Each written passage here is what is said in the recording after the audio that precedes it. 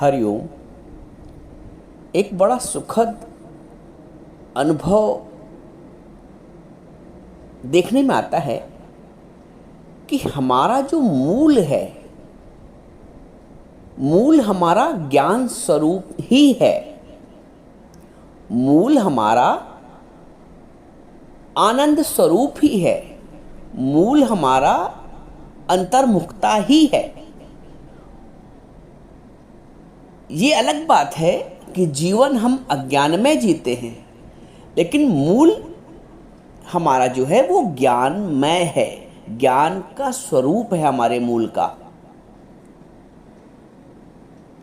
ज्ञान के अभाव में जीवन, भले ही सारी जिंदगी हम अज्ञान में जीते हों, परंतु सच ये है कि हम मूलतः ज्ञान स्वरूप हैं, आनंद स्वरूप हैं, सुख स्वरूप है, अंतर्मुख स्वरूप है। आपको इस बात का प्रमाण ऐसे मिल जाएगा कि देखिए, हम क्रियाएं भी वही करते हैं। ऐसा नहीं कि क्रियाएं भी हम ज्ञान में करते हैं। इसका प्रमाण ऐसे मिल जाएगा कि जब आप मंदिर जाते हो तो सबसे पहले आप क्या करते हो? अपने जूते चप्पल जो भी है उसको बाहर छोड़ देते हो।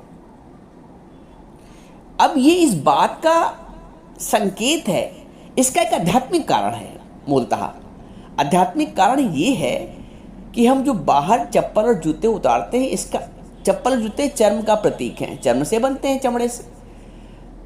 इस देह को भी चमड़े का कहते हैं, चमड़े की देही। देह भाव यानी चर्म का भाव। जैसे हम प्रतीकात्मक रूप में जूते और चप्पल बाहर उतार देते हैं मंदिर जाने से पहले, मंदिर जाने के अंदर, उससे पहले, अंदर जाने से पहले हम चप्पल और जूते बाहर उतार देते हैं, वैसे ही हमको अपना देह भाव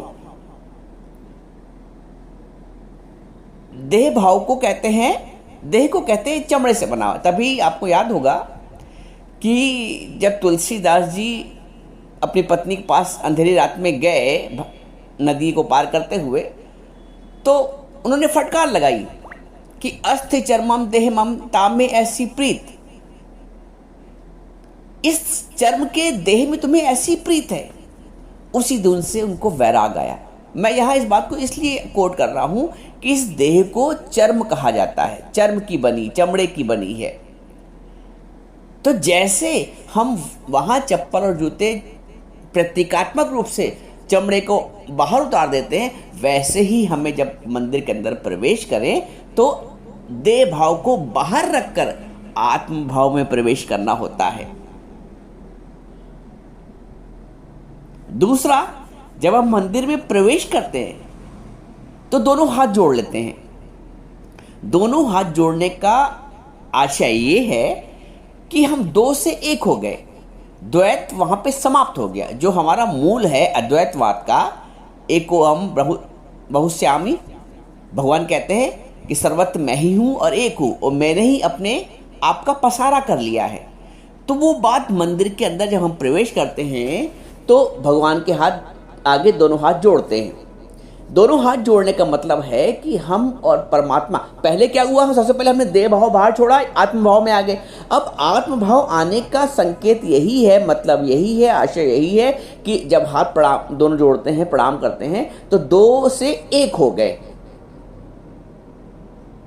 इतनी निकटता परमात्मा से हो गई, द्वैत का भाव समाप्त हो गया। अब एक परमात्मा ही बचा, दो से एक हो गए। फिर हम आंख बंद कर लेते हैं। आंख बंद, अब देखिए तो यहां पर उल्टा हो रहा है।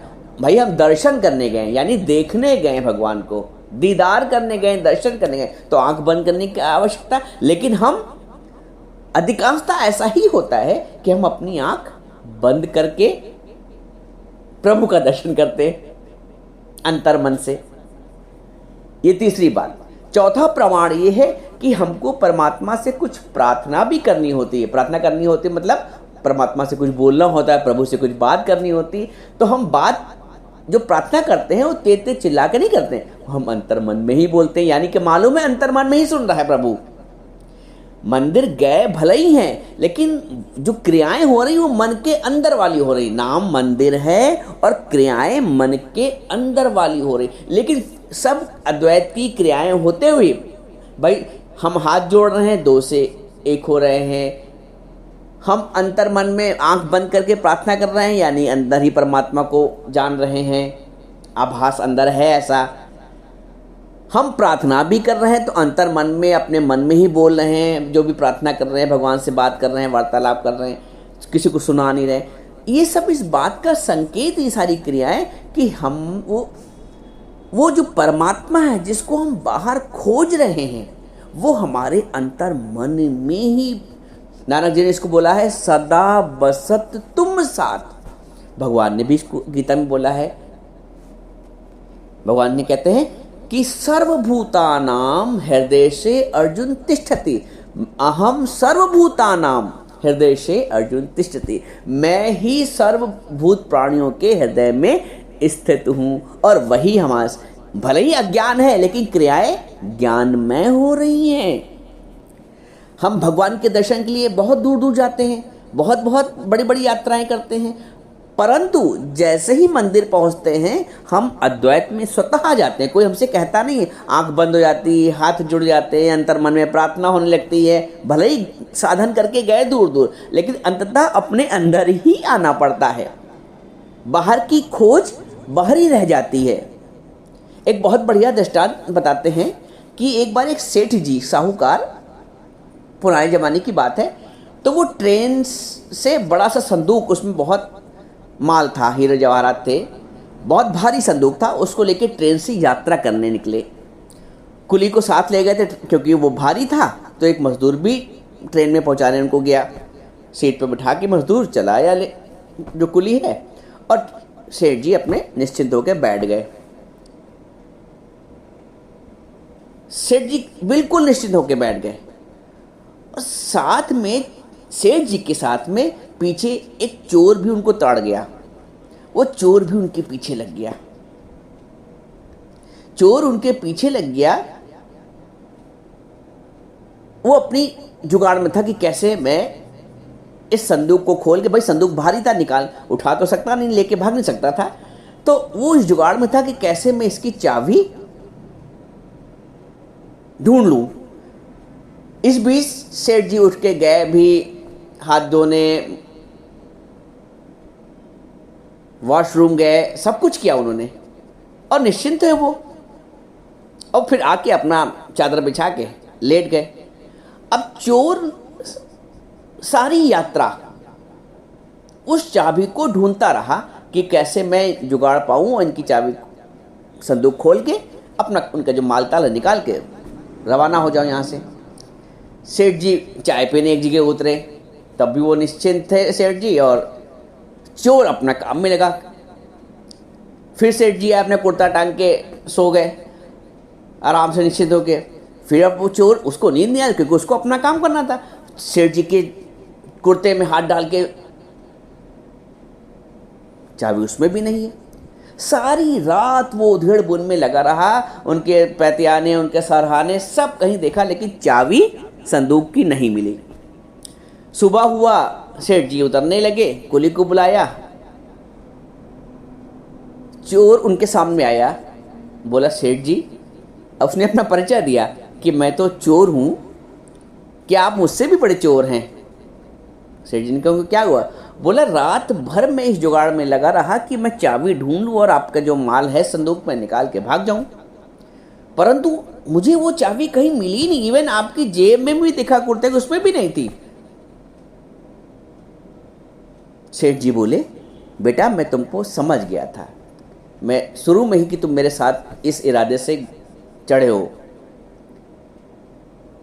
मैंने क्या किया, जब तुम थोड़ी देर के लिए उतरे थे नीचे, तो मैंने जो अपनी चाबी थी संदूक की वो तुम्हारे तक के नीचे रख दी थी।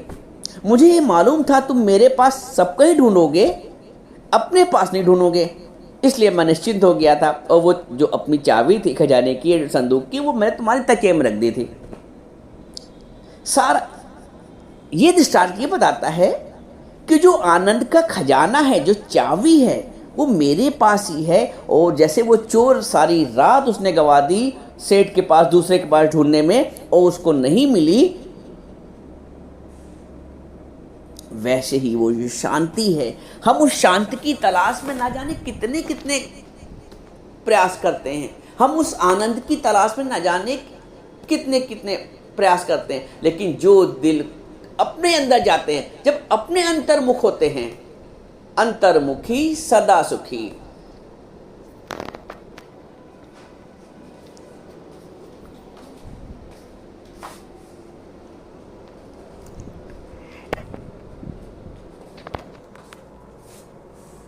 वो भजन बहुत सुंदर है।